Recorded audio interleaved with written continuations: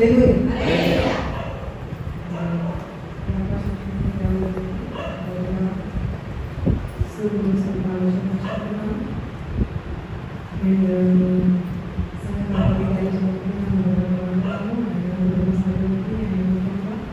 మీ అందరికీ నా ప్రత్యేకమైన వందనాలు. ఎలా ఉన్నారండి? అందరూ బాగున్నారా?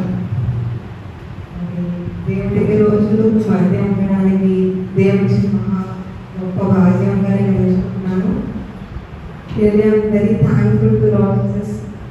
అండ్ ఇదే నాది మరి ఈ వెకేషన్లో నాది లాస్ట్ మెసేజ్.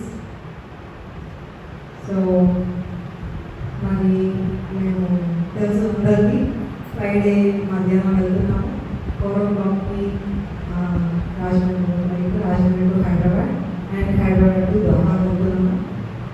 సో మా గురించి మా ప్రయాణం గురించి మీ ప్రాంతంలో జ్ఞాపకం చేసుకోమని మరి వేడుకుంటున్నాము.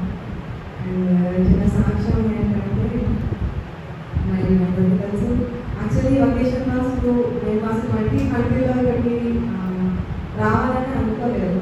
యాక్చువల్లీ మేలో రావాలి మీటింగ్స్ కోసం. సో మేము ఫ్లైట్ ప్లేస్ బుక్ చేసాము. కంపల్సరీ మేము వచ్చేస్తాము ఇంకా. సో అలా అనుకున్నాము. బట్ దేవుడి చిత్తం కాదు, మేము రాలేకపోయాము. అండ్ ఇప్పుడు సడన్గా మేము రావాల్సి వచ్చింది. మా గారికి బాగాలేదని తెలియని ఇంకా మేము స్టార్ట్ అయ్యాము. మరి నాని గారు మరి చాలా అంటే చాలా డిప్రెషన్, చాలా బాధపడ్డారు. సో నేను ఫస్ట్ ఆయన కళ్ళలో నీళ్ళు చూసాను నేను ఫస్ట్ టైం. సో నేనంటే ఎందుకు చెప్తానంటే చాలా సాడ్గా వచ్చాము. అసలు ఏం జరుగుతుందా ఏంటా అని చాలా బాధగా వచ్చాము. సడన్గా ఆయన ఏంటంటే నాని గారికి ఏంటంటే టైంకి తినేయాలన్నమాట. టైంకి ఎప్పుడు టైంకి తినేస్తారు ఆయన. అలాంటిది ఆయన కంటిన్యూస్గా 3 రోజులు తినలేదు. కంట్లో నీళ్ళు అలాగే ఉన్నాయి. చాలా సాడ్ అయిపోయారు. నేను షాక్ అయ్యాను. సో మేము ఇంకా ఆయన సడన్గా వచ్చి రేపు మనం ఫ్లైట్ వేస్తాం ఇంకా వెళ్ళిపోవాలి అన్నారు. సో ఇంకా ఎక్కడికక్కడే అలా వదిలేసి వెంటనే వచ్చేసాము. అంత సాడ్, అంత బాధలో వచ్చాము. కానీ దేవుడి మహాకృప మారిగంతా ఎంతో సంతోషంగా గడిపి మరి ముఖ్యంగా మీ మధ్యలో మీ ప్రేమను అందరూ పొందుకొని ఎంతో హ్యాపీగా వెళ్తాము. నిజంగా దేవుడికే మహిమ. హల్లెలూయా. దేవుడికి గట్టిగా చెప్పండి.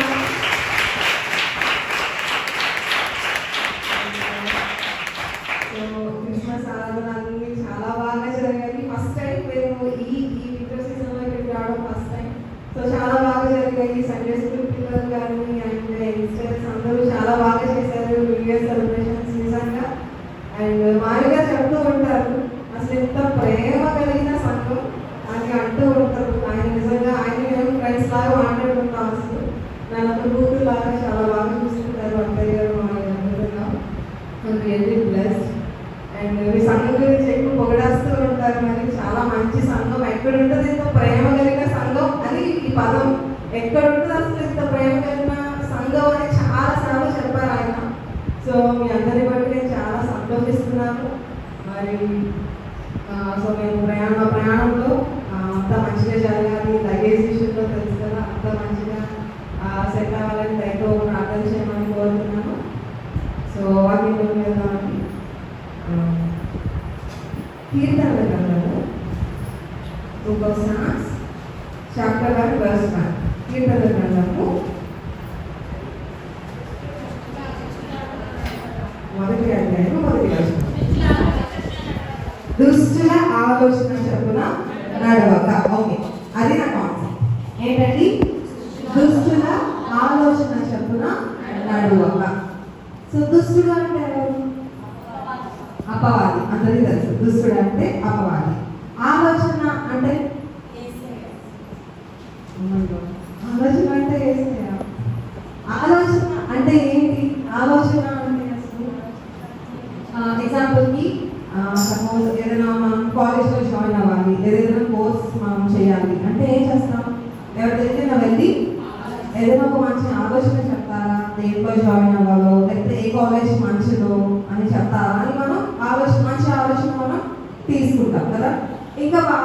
అర్థం అవ్వాలంటే మనందరూ షాపింగ్ చేస్తాం కదా, క్రిస్మస్కి న్యూ ఇయర్కి బాగా షాపింగ్ చేస్తాం కదా. మనం ఏమడుగుతాం వేరే వాళ్ళని, ఎక్కడ మంచి డ్రెస్సెస్ ఉంటాయి, ఎక్కడ బాగా ఉంటాయి, ఒక మంచి ఆలోచన చెప్పండి అని మనం అడుగుతాం కదా. అంటే ఆలోచన మనం అడుగుతాం. ఓకే, సో ఇక్కడ ఏముంది, దుష్టుని ఆలోచన చెప్పున నడువక. అంటే మనకి చాలా మంది లైఫ్లో చాలా ఆలోచనలు చెప్తారు కదా, అది మంచి ఆలోచన చెడు ఆలోచన అన్నది మనం డిసైడ్ చేసుకోవాలి. బట్ మనకి చాలా మంది చాలా ఆలోచనలు చెప్తారు కదా. అంటే మనిషి యొక్క థింకింగ్, మనిషి ఎలా ఆలోచిస్తాడు అంటే ఇప్పుడు మాట బట్టి మనం మనిషి యొక్క ఆలోచన చెప్పవచ్చు కదా. ఇప్పుడు ఎగ్జాంపుల్కి రోడ్డు మీద ఒక కళ్ళు లేని ఆయన, ఒక గుడ్డి ఆయన వస్తున్నాడు, మనం వెళ్తున్నాం, ఏమంటాం ఏమంటాం ఏమంటాం పక్కకు తప్పుకోవాలి మనం చెప్పాలి. గుడ్డి వారికి ఏమని చెప్తాం, చెప్పాలి, ఏమంటాం, ఏ కళ్ళు ఇప్పుడు మనం వెళ్తున్నాం ఏమంటాం, అయ్యో కొంచెం పక్కకి వేస్తారా జరుగుతారా అంటాం కదా. ఇంకొకరు ఏమంటారు, ఏ గుడ్డోడ పక్కకి లే అంటారు కదా. అవి నార్మల్ మన థింకింగ్. ఒక మనుషులు ఒక్కొక్క రకంగా ఆలోచిస్తారు కదా. ఏ అట్లే అని కొంతమంది రెస్పెక్ట్ లేకుండా అంటారు, కొంతమంది కొంచెం అట్లేస్తారా అని అంటారు కదా. అంటే మన థింకింగ్ ఒక్కొక్కటి ఒక్కోలా ఉంటుంది కదా. సో అలానే మన లైఫ్లో ఏమైనా సలహాలు మనం అడిగినప్పుడు ఒక్కొక్కళ్ళు ఒక్కొక్కలాగా చెప్తూ ఉంటారు కదా. సో అయితే దుష్టుల ఆలోచన చెప్పున నడువక. నేను బైబిల్లో కొంతమంది లైఫ్స్ ని ముందు పెడతాను. వాళ్ళు ఏ విధంగా నడిచారు, దుష్టుల ఆలోచన చెప్పున నడిచారా లేదా, అసలు ఏం జరిగింది, అలా నడిస్తే నడవకపోతే ఏం జరిగింది అనేది మనం తెలుసుకున్నాం. ఓకేనా. సో ఓకే, ఇప్పుడు దావీదు గారు అందరికీ తెలుసు కదా. దావీదు గారిని ఎవరు తరిమారు, సౌలు. వెరీ గుడ్ కదా. సో దావీదు గారిని సౌలు తరిమారు. ఎందుకు తరిమారు, చంపడానికి తరిమారు కదా. సో ఒక పాయింట్ లో ఏమైందంటే దావీదు గారికి సౌలు గారు దొరికేశారు కదా. దొరికేసినప్పుడు ఆయనకు ఒక ఆలోచన చెప్పారు. ఎవరు ఆలోచన చెప్పారు, ఏం ఆలోచన చెప్పారు చూద్దాము. సమూయేలు, మొదటి సమూయేలు 26వ అధ్యాయము 8వ వచనం. మొదటి సమూయేలు గ్రంథము 26వ అధ్యాయము 8వ వచనం. అప్పుడు అభిషై, ఎవరు అభిషై ఎవరికి ఆలోచన చెప్పారు, దావీదు గారికి ఆలోచన చెప్పారు. ఏమి ఆలోచన చెప్పారు, దేవుడు ఈ దినమున నీ శత్రువుని నీకు అప్పగించను, అంటే సౌలుని నీకు అప్పగించారు. సో నువ్వేం చేయాలి ఇప్పుడు చదువుదాం. కాబట్టి నీ చిత్తమైతే ఆ ఈటతో ఒక్క పోటు పొడిచి నేను అతనిని భూమికి నాటివేతును, ఒక్క దెబ్బతోనే పరిష్కారము చేతునగా. ఒక నిమిషం చూడండి అందరూ, ఇక్కడ ఎవరు సహాయిస్తున్నారు దావీదు గారికి, అభిషై కదా, గుర్తుపెట్టుకున్నాం. అభిషై ఏం ఆలోచనిస్తున్నారు, నువ్వు ఒక్కసారి నాకు ఛాన్స్ ఇచ్చావంటే సౌలుని ఒక్క పోటుతో చంపేస్తా, లేపేస్తా కదా అని చెప్పారు. ఇది ఏం ఆలోచన, దయచేసి ఎవరు మాట్లాడుకుంటుంది ఏంటి, ఏమి ఆలోచన, దుష్టుని ఆలోచన కదా. ఇప్పుడు దావీదు గారు నిజంగానే ఆ దుష్టుని ఆలోచన విని చంపేసి ఉంటే కదా ఏమయ్యేది, దేవుని దృష్టిలో చెడ్డగా అయ్యేవారు కదా. కానీ ఆయన ఏం చేశారు దావీదు గారు, చూద్దామా నెక్స్ట్ చెప్పండి. దావీదు నీవు అతని చంపకూడదు. ఏమంటున్నాడండి దావీదు గారు, అతని చంపకూడదు. నెక్స్ట్, యెహోవా చేత అభిషేకం నొందిన వారిని చంపి నిర్దోషి అగుట ఎవరికి సాధ్యము కదా. అంటే ఇక్కడ దావీదు గారు ఆ దుష్టుని ఆలోచన విన్నారా, వినలేదు కదా. వినకుండా ఏం చేశారు, ఆయన అభిషేకుడు అసలు నేను చంపకూడదని చెప్పి చంపలేదు. సో అలా చంపలేదు కాబట్టే దేవుడి దృష్టిలో ఆయన ఏమయ్యారు? మంచివాడిగా అయ్యారు. నెక్స్ట్ రాజు ఎవరయ్యారు? దావీదు గారు అయ్యారు. హల్లెలూయా. అసలు అందరూ చెప్పండి కదా. ఓకే, సో దావీదు గారు ఏ ఆలోచన విన్నారు? మంచి ఆలోచన విన్నారు. దేనిలాగా నడవలేదు? దుష్టుని ఆలోచన చెప్పున నడవలేదు. ఓకే, సో ఇంకొకరు చూద్దాము బైబిల్ గ్రంథంలో. జ్ఞానులు. జ్ఞానులు తెలుసు కదా అందరికి. ఎక్కడ ఉంటారు ఈ జ్ఞానులు? కొత్త నిబంధనలో ఉంటారు. ఏంటి జ్ఞానుల స్టోరీ అంటే, యేసయ్య జన్మించారు. జన్మించినప్పుడు ఏమైంది? హేరోదు రాజు 2 సంవత్సరాలు లోపల వాళ్ళందరినీ చంపమని చెప్తారు. ఎందుకలా చంపమని చెప్తారంటే, రాజు ఎక్కడ అయిపోతారా, ఇది దాటేసి రాజు ఎక్కడ అయిపోతారా అని చెప్పి చంపమంటారు కదా. సో జ్ఞానులు డైరెక్ట్ గా రాజు వెతుక్కుంటూ ఎక్కడికి వచ్చారు? రాజు మా కోసం పుట్టాడు అని చెప్పి వెతుక్కుంటూ ఎక్కడికి వచ్చారు? హేరోదు రాజు దగ్గరికి వచ్చారు కదా. సో హేరోదు రాజు దగ్గరికి వచ్చినప్పుడు చూద్దాము అక్కడ ఏం జరిగిందో. మత్తయి సువార్త 2వ అధ్యాయము 8వ వచనం. మీరు వెళ్ళి ఆ శిశువు విషయమై జాగ్రత్తగా విచారించి తెలుసుకొనగానే నేను వచ్చి ఆయనను పూజించినట్లు నాకు వర్తమానము తెండని చెప్పి వారిని బెత్లెహేముకు పంపాడు. సో ఇప్పుడు ఈ జ్ఞానులు ఏం చేశారు? ఎవరి దగ్గరికి వచ్చారు? హేరోదు రాజు దగ్గరికి వచ్చారు కదా. ఇప్పుడు హేరోదు రాజుకి ఇన్ఫర్మేషన్ పాస్ అయింది. అంటే ఇప్పుడు ఒక రాజు పుట్టాడు కాబట్టి ఆయన వెతుక్కుంటూ ఎవరు వచ్చారు? జ్ఞానులు వచ్చారు. ఎవరి దగ్గరికి వచ్చారు? హేరోదు రాజు దగ్గరికి వచ్చారు కదా. ఇప్పుడు హేరోదు రాజు ఇప్పుడు ఏమంటున్నాడు చూద్దామా. 8వ వచనం మధ్యలో వచ్చింది. ఆయనను పూజించినట్లు నాకు వర్తమానము తెలియండి. యాక్చువల్గా హేరోదు రాజు ఏం చేశాడు? చంపేమని చెప్పాడు కదా. కానీ ఇక్కడ ఏమంటున్నాడు? మీరు మీకు కనుక శిశువు దొరికితే నేను పూజించడానికి వస్తాను, సో నేను పూజిస్తాను కాబట్టి ఆ వర్తమానం నాకు చెప్పండి అంటున్నారు కదా. సో ఇప్పుడు జ్ఞానులు ఆ శిశువు ఎక్కడున్నాడో కనుక్కొని హేరోదు రాజు దగ్గరికి రావాలి కదా. అదొక దారి, అదొక విషయం. నెక్స్ట్ ఏం జరిగింది అంటే చూద్దాము. స్వప్నము 12వ వచనం. తరువాత హేరోదు వద్దకు వెళ్ళవద్దని స్వప్నమందు దేవుని చేత బోధింపబడిన వారు మరి ఒక మార్గమున తమ దేశమునకు తిరిగి వెళ్ళారు. ఓకే, చూడండి అందరూ. ఇప్పుడు హేరోదు రాజు జ్ఞానులకి ఏం చెప్పాడు? నువ్వు శిశువుని చూసి మళ్ళీ ఇదే రూట్లో నాకు వచ్చి చెప్పు అన్నాడు. ఒకటి కదా.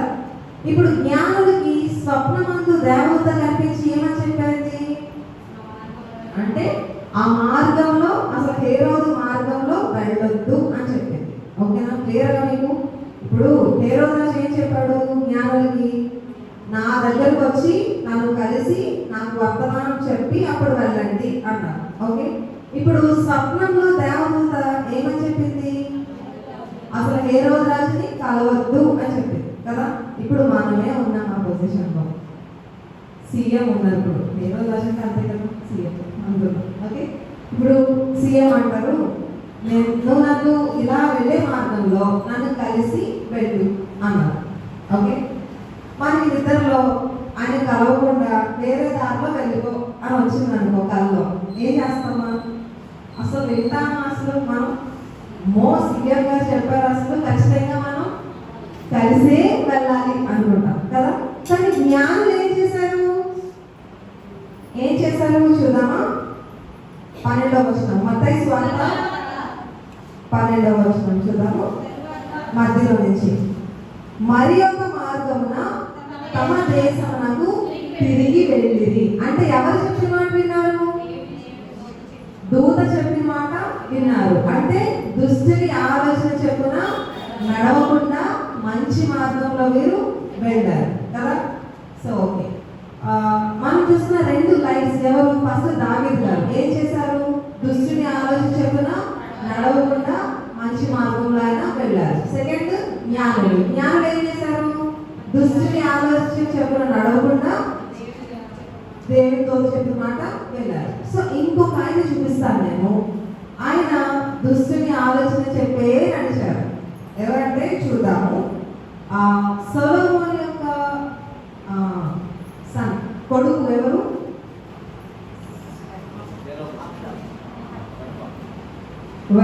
ఎవరు? రెహబాము. Very good. చెప్పండి ఒకసారి. సో సొలొమోను యొక్క కొడుకు ఎవరు? రెహబాము కదా. సో ఈ రెహబాము స్టోరీ ఏంటంటే, సొలొమోను గారు రాజు కదా, తర్వాత రాజు ఎవరయ్యారు? రెహబాము రాజు అయ్యారు. నేను లాస్ట్లో క్వశ్చన్స్ అడుగుతాను, మిమ్మల్ని జాగ్రత్తగా విన్నాను. ఓకే, సొలొమోను రాజు. సొలొమోను యొక్క రాజు యొక్క కొడుకు ఎవరు? రెహబాము కదా. సో ఈ రెహబాము కొత్తగా రాజు అయ్యాడు. ఓకే, కొత్తగా రాసినప్పుడు పాపం వీళ్ళు పని చేస్తారు కదా, వాళ్ళకి చాలా పని భారం ఎక్కువైపోయిందంట. ఓకే, పని భారం ఎక్కువైపోతే రాజా, ఎవరు రాజు పేరు? రెహబాము గారు, రాజు గారు, మాకు పని ఒత్తిడి చాలా ఎక్కువైపోయింది, కొంచెం తగ్గిస్తారా అని అడిగారట. ఓకే, అని అడిగినప్పుడు ఈ రెహబాము గారు కొత్త కదా, రాజు కొత్త, మనకి ఏం తెలియదు. సో ఏం చేశారంటే, సరే 2 ఆలోచనలు తీసుకుందాం.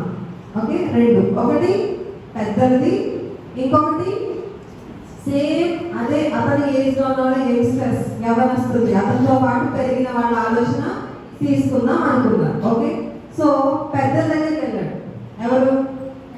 రెహబాము గారు. పెద్దని పిలిపించి ఇలా వాళ్ళకి కాడి పెరిగిపోయిందంట, వర్క్ ఎక్కువైపోయిందంట, సో వర్క్ తగ్గించమంటున్నారు, నేనేం చేయను, తగ్గించినా వద్దా అని అడిగారు.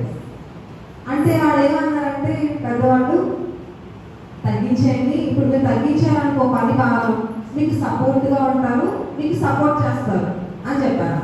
ఓకే, పెద్దలు ఏం చెప్పారు? పని భారం తగ్గించేయండి, మీకు సపోర్టివ్గా ఉంటారు వాళ్ళు తర్వాత కూడా అన్నారట. ఓకే, ఇప్పుడు ఎవరు తీసుకోవాలి? ఎవరు సలహా తీసుకోవాలి? ఎవరు సలహా తీసుకోవాలి? ఈయనతో పాటు పెరిగిన యంగ్స్టర్స్, యవనస్తుల సలహా తీసుకోవాలి. సో యవనస్తులు పిలిపించారు. ఇలా పని భారం పెరిగిపోయిందంట, నేను తగ్గించిన పెంచిన పని భారం అని వీళ్ళు సలహా అడిగారంట. వీళ్ళు ఏం చెప్పారు తెలుసా? తెలుసు యంగ్స్టర్స్కి త్వరగా ఇది. సో వాళ్ళు ఏం చెప్పారంటే, ఏంటి తగ్గిస్తాను, అస్సలు ఇప్పుడు తగ్గించకుండా ఇంకా రెట్టింపు పెంచామంటే ఇంకా ఇది బాబోయ్, మీ డాడీ కన్నా ఇది చాలా స్ట్రిక్ట్ బాబు అనుకుంటారు, సో అస్సలు తగ్గించదు, ఆయన కాడి కన్నా ఇది డబల్ అయిపోవాలి అంటే ఏమన్నారు తెలుసా? మా డాడీ హస్తం కన్నా నా చిటిని వేలు ఇంకా బరువుగా ఉంటుందని చెప్పి ఆయన ఏం చేశారంటే తగ్గించుకోవాలంట. చూద్దామా స్టోరీ? ఫస్ట్ కింగ్స్, మొదటి రాజులు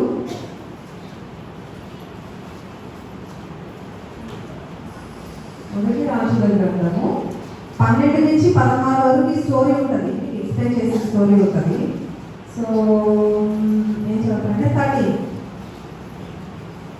మొదటి రాజుల గ్రంథము 12వ అధ్యాయము 13వ వచనము. అప్పుడు రాజు పెద్దలు చెప్పిన ఆలోచనను నిర్లక్ష్య పెట్టి యవ్వనులు చెప్పిన ఆలోచన చెప్పున వారికి కఠినముగా ప్రత్యుత్తరమిచ్చి. సో ఏం జరిగింది? పెద్దల ఆలోచన చెప్పిన మాట వినకుండా ఏం చేశారు? యవ్వనస్తులు చెప్పిన మాట విని ఆయన ఏం చేశారు? ఇంకా పెంచేశారంట. ఎలా పెంచారో తెలుసా? మా డాడీ సొలొమోన్ మిమ్మల్ని కర్రలతో కొట్టించారేమో, నేనైతే కొరడాలతో కొట్టిస్తా పని చేయకపోతే అని చెప్పి ఇంకా పని పెంచేశారంట. అలా పెరగడం వల్ల ఆయన ఆయన ఎవరి మాట విన్నారు?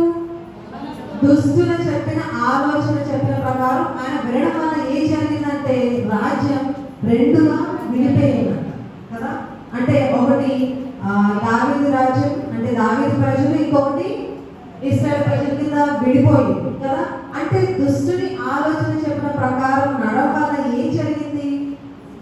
రాజ్యాలు విడిపోయాయి, అంత గందరగోళం, అంత ఫైటింగ్స్ వెళ్ళిపోయాయంట కదా. సో నాకు చిన్నప్పుడు మనకి ఇంగ్లీష్ సబ్జెక్టులో ఒక సబ్జెక్ట్లో స్టోరీ ఉండేది, మీకు అర్థమవుతుందని చెప్తున్నాను, అర్థమవుతుందని చెప్తున్నాను. తెలుసు కదా, ఒక పేదవాడికి చాలా బాధలు ఉన్నాయంట. బంగారు బాబు స్టోరీ తెలుసా చిన్నప్పుడు లెసన్స్లో ఉంటుంది. సో ఓకే, సో ఆ పేద అతనికి బాధ ఉండేది. ఓకే, అయితే అది ఒకరోజు దాన్ని పెంచుతూ ఉంటే బంగారు బాగా గుర్తు పెట్టింది, అంటే బంగారు గుర్తు పెట్టింది. ఓకే, సో దాన్ని ఏం చేశాడు అతను అంటే ఏంటిది అని చెప్పి తీసుకెళ్ళాడంట. తీసుకెళ్తే బంగారంతో గుర్తు. సో దాన్ని అమ్ముకున్నాడు, చాలా డబ్బులు వచ్చాయి. చాలా డబ్బులు దాన్ని ఏం చేశాడంట, అప్పులన్నీ తీసుకుంటాడు. ఓకే, వెరీ గుడ్, అయిపోయింది. మళ్ళీ నెక్స్ట్ డే మళ్ళీ బంగారు గుర్తు పెట్టింది. పెడితే ఏం చేశారు అంటే బిల్డింగ్స్ కట్టుకోవడం, ఇంకా అలా అయిపోయింది. మళ్ళీ థర్డ్ డే బాత్రూమ్ గుర్తు పెట్టింది కదా. పెట్టడం వల్ల వచ్చిన డబ్బులతో ఏం చేశాడంటే అప్పు చేసి ఇతను అప్పిచ్చేవాడిగా మారిపోయాడంట. ఓకే, సో అలా మారిపోయినప్పుడు అంతా బాగుంది.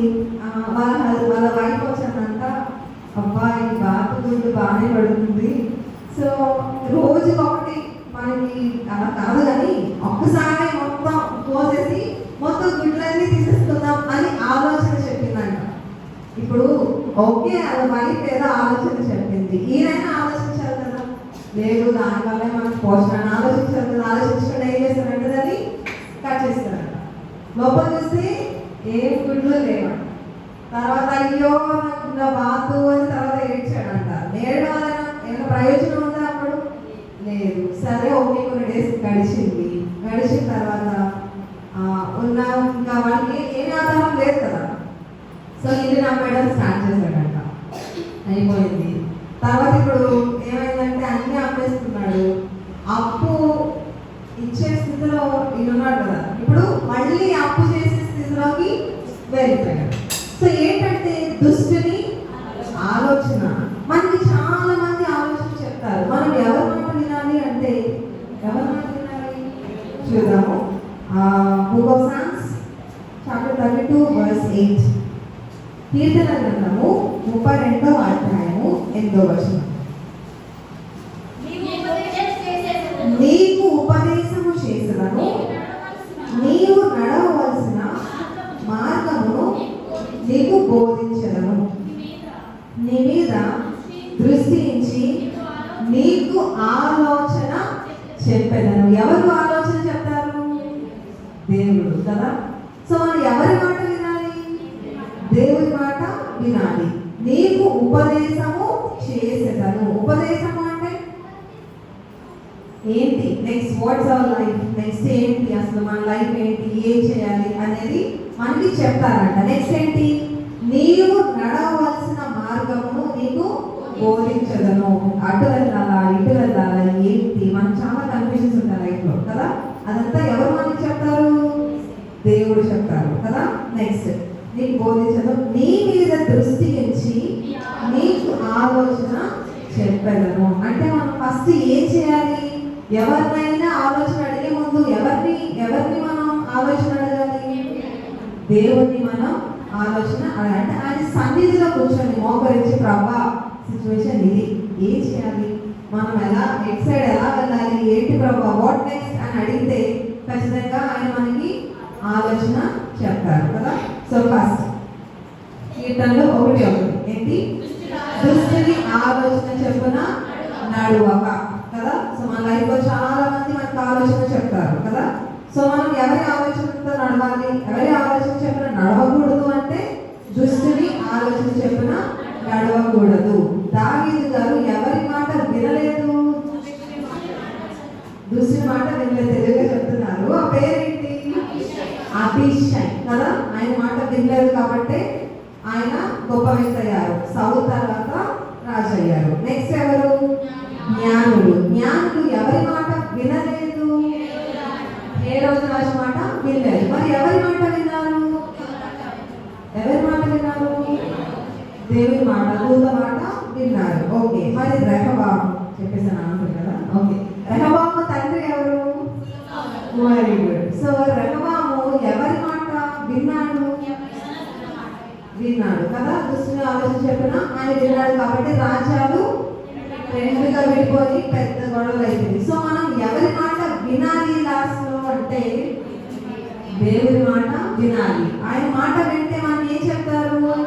మనకి మార్గం చూపిస్తారు. వాట్ నెక్స్ట్ అనేది మనకు బోధిస్తారు. మనకి మంచి ఆలోచన చెప్తారు. దేవుడి వాక్యం తీర్చి మన వీటిలో ఫలింపజేయడం కనుక ఆమె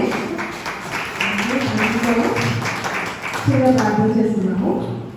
స్తోత్రం స్తోత్రం స్తోత్రం తండ్రి, పరిశుద్ధుల తండ్రి, గొప్ప దేవ, యేసయ్య బంగారు పాదాలకు కృతజ్ఞతాస్తుతులు చెల్లించుకుంటున్నాము.